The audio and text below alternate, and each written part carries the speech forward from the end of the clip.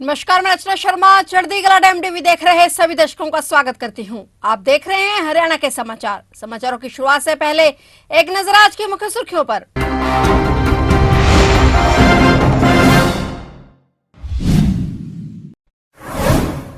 CM Saini ने ACB की घटाई शक्तियां, अब सीधे लोकायुक्त को नहीं भेजेगी रिपोर्ट। सीएम सैनी ने बदला पूर्व मुख्यमंत्री मनोहर लाल का ऑर्डर।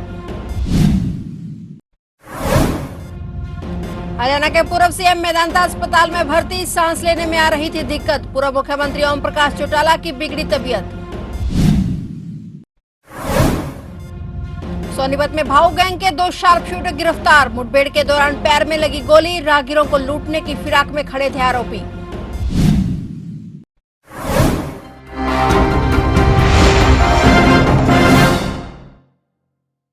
और अब समाचार विस्तार से। हरियाणा के मुख्यमंत्री नायब सिंह सैनी ने पूर्व मुख्यमंत्री मनोहर लाल के एक ऑर्डर को बदल दिया है। इससे एंटी करप्शन ब्यूरो को भी झटका लगा है। सरकार के नए आदेश के तहत अब एसीबी सीधे हरियाणा लोकायुक्त को अपनी जांच रिपोर्ट नहीं भेज पाएगा। नई व्यवस्था के तहत अब विजिलेंस डिपार्टमेंट को इसकी जानकारी देनी होगी। सरकार के इस नए आदेश से मुख्य सचिव ऑफिस और पावरफुल हो जाएगा। मुख्यमंत्री नायब सैनी ने एसीबी की शक्तियां घटा दी हैं।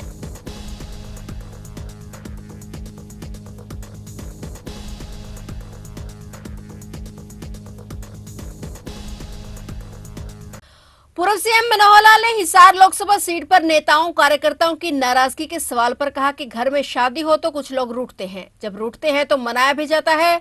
अगर इतने बड़े सिस्टम में कुछ लोग रूठे होंगे तो हमारे ध्यान में है। अधिकांश कार्यकर्ता फील्ड में उतर चुके हैं और अभी बहुत समय, करीब 50 दिन बाकी है। वहीं भाजपा जजपा नेताओं के विरोध पर पूर्व सीएम मनोहर लाल ने कहा कि लोकतंत्र में यह करना शोभनीय है। चुनाव आयोग में यह स्पष्ट है कि हर किसी को अपनी बात कहने का पूरा हक है। किसी को रोकना उचित नहीं है, किसी की बात ना सुनना, उसका विरोध करना उचित नहीं है। शनिवार को भाजपा कार्यालय में मीडिया से बातचीत करते हुए पूर्व सीएम मनोहर लाल ने कहा कि कांग्रेस के प्रत्याशी मैदान में नहीं आ रहे तो यह उनकी कमजोरी है। कांग्रेस ओछी बात उछाल रही है कि भाजपा के 3-4 उम्मीदवार बदले जाएंगे। भाजपा के किसी प्रत्याशी को बदलने का कोई कारण नहीं है। यह भ्रामक प्रचार है। कांग्रेस का इसका लाभ होने की बजाय नुकसान होगा। इसके अलावा पूर्व मुख्यमंत्री मनोहर लाल ने कार्यकर्ताओं को भाजपा के स्थापना दिवस की भी बधाई दी। हरियाणा के पूर्व मुख्यमंत्री ओम प्रकाश चौटाला को तबीयत खराब होने के बाद मेदांता अस्पताल में भर्ती कराया गया। उन्हें सांस लेने में परेशानी हो रही थी, जिसके चलते उन्हें एक दिन के लिए आईसीयू में भी रखा गया। हालात स्थिर होने के बाद चौटाला को सामान्य रूम में शिफ्ट किया गया है। डॉक्टर रणदीप गुलेरिया की देखरेख में उनका इलाज चल रहा है। बता दें कि ओम प्रकाश चौटाला हरियाणा के पूर्व मुख्यमंत्री और उप प्रधानमंत्री चौधरी देवीलाल के बेटे हैं। वह साल 2012 में जेबीटी भर्ती घोटाले में दोषी करार देते हुए तिहाड़ जेल में 10 साल के लिए कारावास की सजा सुनाई गई थी। 99 साल के चौटाला 12वीं पास है। चौटाला 5 बार हरियाणा के सीएम बने हैं।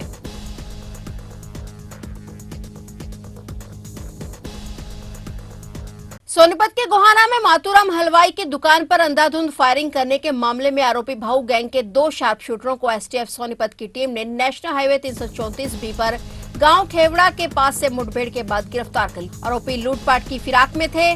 पुलिस टीम जब उन्हें पकड़ने पहुंची तो उन्होंने फायरिंग कर दी। पुलिस कर्मियों ने बचाव में 3 फायर किए, जिसमें दोनों आरोपियों के पैर में गोली लगी। दोनों को घायल अवस्था में नागरिक अस्पताल में भर्ती कराया गया। आरोपियों की पहचान हिसार के नारनौंद स्थित गांव डाटा निवासी प्रवीण और नारनौंद के गौतम कॉलोनी निवासी हिमांशु के रूप में हुई है। पुलिस टीम ने आरोपियों को दबोच लिया। उनके पास से 2 तमंचे और 6 कारतूस बरामद किए गए। पुलिस ने आरोपियों को नागरिक अस्पताल में भर्ती कराया और मामले की जांच शुरू कर दी है। वहीं पुलिस ने आरोपियों से पूछताछ कर मामले से जल्द पर्दा उठाने की बात कही है। बता दें कि इन शातिरों पर हत्या समेत आधा दर्जन मामले नामजद हैं। वाटर कैनन बॉय और दूसरे किसानों की रिहाई को लेकर किसानों का 9 तारीख को रेल रोको आंदोलन का कॉल दिया गया है। रेलवे प्रशासन ने आंदोलन को देखते हुए सभी तैयारियां पूरी कर ली हैं। कुछ ट्रेनों के रूट को डाइवर्ट किया जाएगा तो किसानों के प्रदर्शन के अनुसार अगर कुछ ट्रेनों को रद्द करना पड़ा तो किया जाएगा। बता दें कि किसानों की ओर से शंभू बॉर्डर पर रेल रोको आंदोलन करने की बात कही गई है, जिसके चलते वाया चंडीगढ़ से बठिंडा रूट को डाइवर्ट किया जाएगा। रेल प्रशासन की कोशिश रहेगी कि यात्रियों को कम से कम असुविधा का सामना करना पड़े। किसान आंदोलन के चलते पुलिस प्रशासन ने कई किसानों को जेल में बंद कर दिया है। इससे किसानों में काफी रोष है। उनकी रिहाई के लिए किसानों ने सरकार को चेतावनी भी दी है कि अगर उनके किसान साथियों को 7 तारीख तक रिहा नहीं किया गया तो 7 तारीख को पूरे देश में हर जिले में रोष प्रदर्शन किया जाएगा। अगर फिर भी सरकार ने उनको रिहा नहीं किया तो फिर 9 अप्रैल को शंभू बॉर्डर पर अनिश्चितकालीन रेल रोको आंदोलन किया जाएगा। हरियाणा के पूर्व गृह मंत्री अनिल विज ने एक बार फिर से कांग्रेस नेता राहुल गांधी पर जुबानी हमला किया है। राहुल गांधी द्वारा कहे जाने पर कि यह चुनाव लोकतंत्र और संविधान बचाने का चुनाव है। इस पर हरियाणा के पूर्व गृह मंत्री अनिल विज ने कहा कि राहुल गांधी जब लोकतंत्र की बात करते हैं तो शर्म आती है। पहले राहुल गांधी अपने सारे दफ्तरों से इंदिरा गांधी की फोटो को उतार दें, जो संविधान को कुचलने की प्रायवाची थी, फिर बात करें। वहीं उन्होंने ममता बनर्जी द्वारा बीजेपी पर तंज कसने पर उन्होंने ममता बनर्जी को भी आड़े हाथों लिया है। इसके अलावा विज ने कांग्रेस के मैनिफेस्टो को लेकर भी प्रतिक्रिया दी।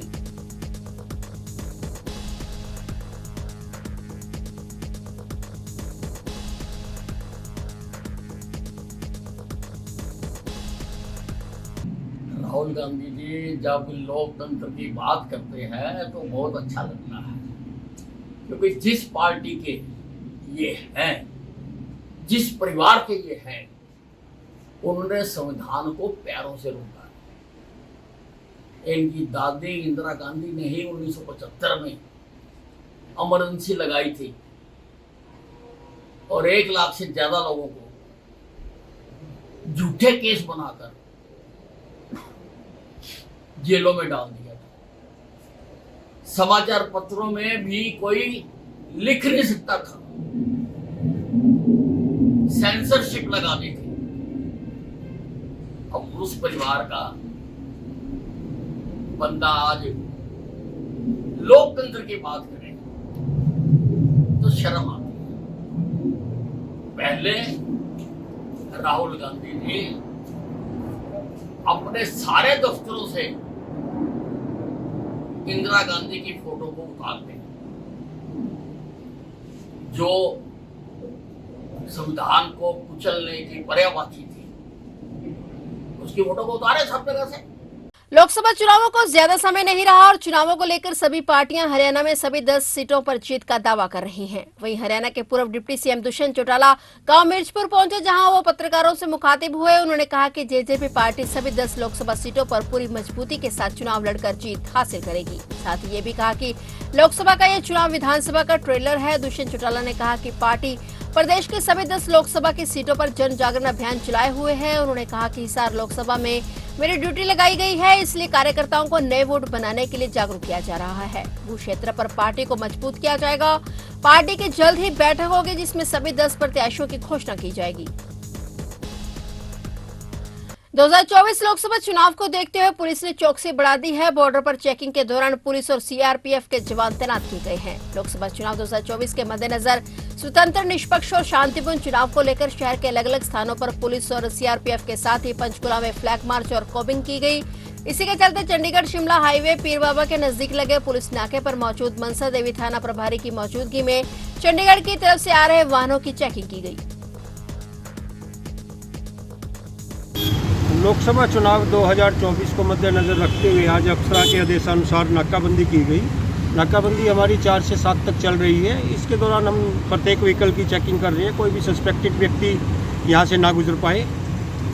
तो किस तरह का कोई ऐसा संदिग्ध कोई मिला भी है आपको कोई ऐसी अभी तक चेकिंग के दौरान? अभी तक चेकिंग के दौरान कोई खास तत्व तो नहीं मिला। हमें एक ब्लैक फिल्म की गाड़ी मिली है, उसका चालान कर दिया गया। अनाज मंडी घरौंडा में जहां आड़तियों का 5 दिनों तक धरना प्रदर्शन चला, वहीं श्रमिकों ने भी हड़ताल पर जाने की चेतावनी दे दी है। राष्ट्रीय कामगार संघ के प्रदेश अध्यक्ष जंग बहादुर यादव ने अनाज मंडी घरौंडा में पहुंचकर कहा कि महंगाई को देखते हुए सरकार ने उचित अनुपात में श्रमिकों की मजदूरी नहीं बढ़ाई है। उन्होंने कहा कि श्रमिक आड़तियों के आह्वान पर हड़ताल करते आए हैं, लेकिन अब भी श्रमिकों को उचित मेहनताना नहीं मिलता है। उन्होंने कहा कि केवल 67 पैसे मजदूरी बढ़ाई गई है, जो कि आज की महंगाई को देखते हुए बहुत कम है। यादव ने कहा कि 10 अप्रैल को मंडी बोर्ड को पत्र के माध्यम से मांग पत्र भेजा जाएगा। यही श्रमिकों की मांगों को नहीं माना गया तो श्रमिक सीजन में हड़ताल पर जाएंगे। और मंडी मजदूरों की यूनियन पूरे प्रदेश की हमारे द्वारा चलती है जी। मंडी मजदूरों के बारे में मंडी बोर्ड से कई बार अपील की गई जी कि आज की महंगाई को देखते हुए इनकी मजदूरी बढ़ाई जाए जी। आप समझे कि एक बोरी मजदूर 25-30 फुट ऊपर लेकर के चढ़ता है और 100 बोरी अपने शरीर पर डाल करके चलता है पूरे दिन में, तो उसको 300 रुपया मजदूरी बनती है जी। और 300 रुपये में अपना खुद नहीं खा सकता बच्चे कहाँ से खिलाएगा, उसी में दवाई भी है उसकी। लेकिन इन सब के बावजूद भी सरकार के कान में जूं नहीं रहेंगी जी। और हमने फिर ये फैसला किया जी। कि अब की बार कम से कम 10 रुपया लोडिंग होनी चाहिए जी। अगर ऐसा ना हुआ तो पूरी मंडी में जाम लगेगा जी। और कोई लोडिंग नहीं करेगा। जी। तो ये थे हरियाणा के समाचार और नए समाचारों के साथ फिर से हाजिर होंगे। तब तक के लिए देखते रहिए चढ़ती कला टाइम टीवी और अब मुझे दीजिए इजाजत। धन्यवाद।